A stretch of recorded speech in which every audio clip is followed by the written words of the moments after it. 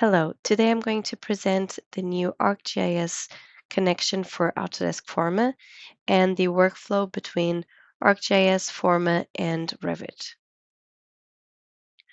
So in this presentation, I'm going to be talking about the opportunities and challenges. I'm going to talk about the GIS and the BIM relationship, and this also means the Esri and Autodesk relationship. The new connection for Forma from ArcGIS. And then at the end, I'm going to show you in a demo in several videos how this workflow works. So at the start of a new project, especially during the pre-design phase, the possibilities really feel endless, and architects and planners need to make very quick decisions, often without enough data. And these early choices can have a very lasting impact on the detailed design, on the construction, and even in the building's operational outcomes. So, in pre design, architects and planners face this growing mix of complexity and constraints, which are very essential for creating a successful project. Um, you must consider the owner and the client needs. You also must consider like zoning rules, environmental factors, and so much more.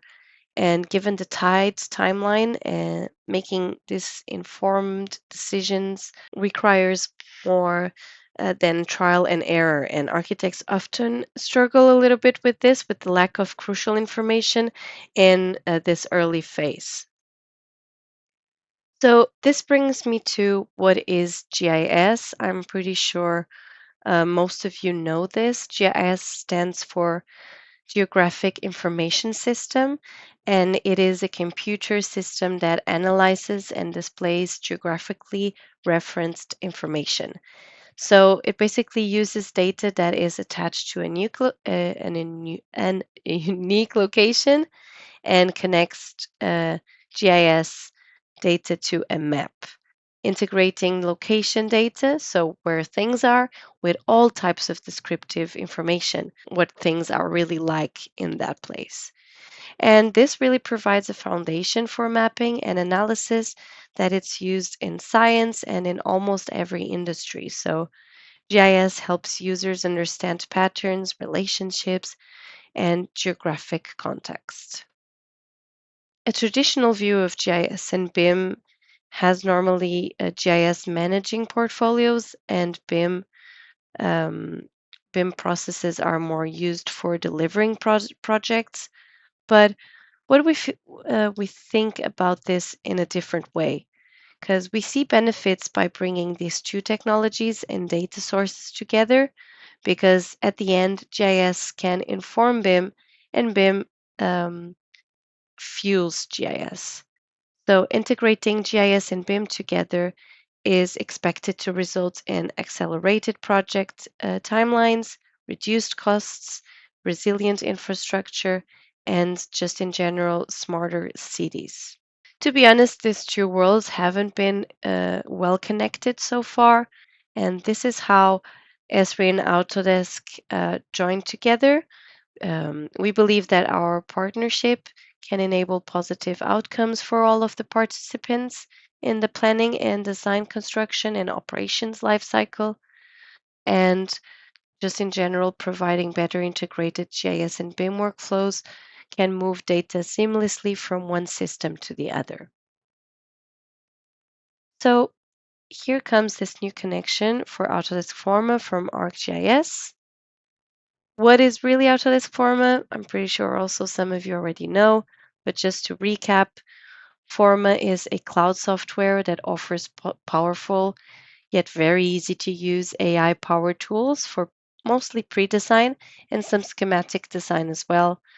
And with Forma, you can set up a geolocated project with real world data very easily, just literally by writing down the address. You can develop early concepts for capacity studies, and this brings you so many different studies like sun studies, wind studies, and so on. And then you can access and compare building performance. You can compare this analysis together, and you can now document insights and metrics, especially using the Forma board. And what is ArcGIS? So ArcGIS is a comprehensive geospatial platform. It is the leading geographic information system from Esri and integrates and connects data through the context of geography. So um, you can you have different capabilities. For example, you can create, manage, analyze, mapping, sharing all types of data. Um, you can do field operations, data management, and so on. ArcGIS uses all these types of data. By bringing all these different types of data together, we are trying to create a common language. And um, you will see that with this connection, we can bring all these or almost all of these type of data into Forma and then into Revit. What kind of value does this new connection brings? It will eliminate fragmented workflows. As I said before, this connection between BIM and GIS. It will work within your existing design environment without switching between platforms. You can access ArcGIS directly from Forma from a window. It will enrich design with contextual geographic data, which Forma already had a bit, but this will just bring so much more into Forma and so many other layers. You can access up-to-date GIS data, and this is very important because within this connection, you will be able to refresh the GIS layers you import. So you'll be sure to work with the latest and most updated information. And then, of course, you bring spatial context into design, which you already did with Forma before, but again, you will have another level by adding this connection to Forma. And you'll be able to do this from the very, very beginning. So here you can see the workflow. You will start in Autodesk Docs because now Forma is accessible through ACC, through Docs, and you can create a Forma site from Docs. So you'll create your site in Forma, and then you'll have to connect to ArcGIS, download the connection, and you'll have this window, which is a direct window into ArcGIS. From that window, you can search layers, and you can import those layers into Forma as Forma elements, and then you can send those elements into Revit. And of course, from Revit, you can send again into Docs. So let's start from the beginning by creating a site in Forma. How does that work is that, as you can see here, I'm in ACC and I'm going to Docs and into Forma. Then in Forma, I can create a new site and I'll just write the address I want and it will take me directly to the place. I'll add some of the 3D information like terrain and 3D buildings, as you can see here. This is a site in Oslo, Norway. And then you have the next step, connecting to ArcGIS. To do this, you'll just go to the Extensions tab in Forma, add extension, choose the ArcGIS for Autodesk Forma extension, and then it will appear here on the left. You'll have to sign in into your ArcGIS account, and you'll have a direct access in Forma to ArcGIS. Once you do that in Forma, and from this window, you can access layers, GIS layers. You can search layers in this bar, all types of layers. You have different type of content. Your content, if you already have some content saved in ArcGIS, it will appear here. And then you'll have Living Atlas as an option, which is layers curated by Esri that show mostly world or Europe-based layers. And then you have ArcGIS Online, which shows layers anyone can upload, including, for example, municipalities.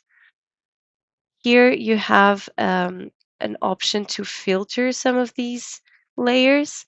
You can show content within the site only, which is great. So you only see layers that are inside this site of yours in Forma, and you can filter by item, for example. So what I'm doing here is I'm going to search some layers. I've searched protected areas. I'm going to select this layer.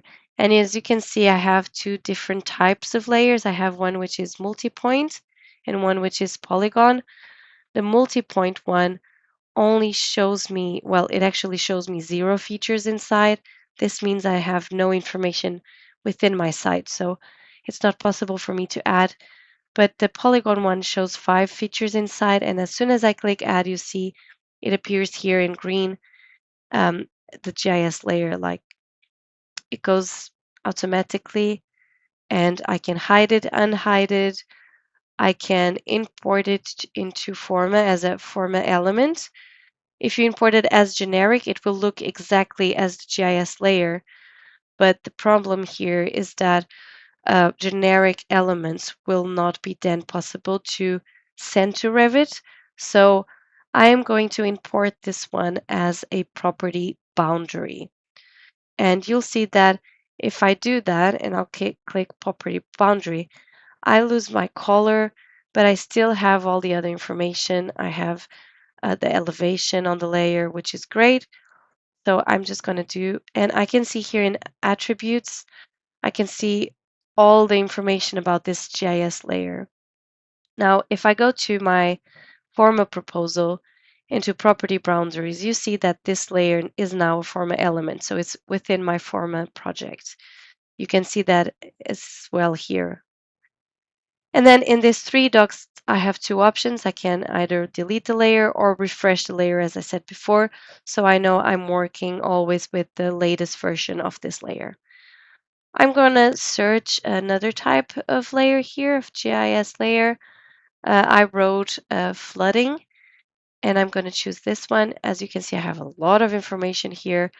The first one is point type of layer.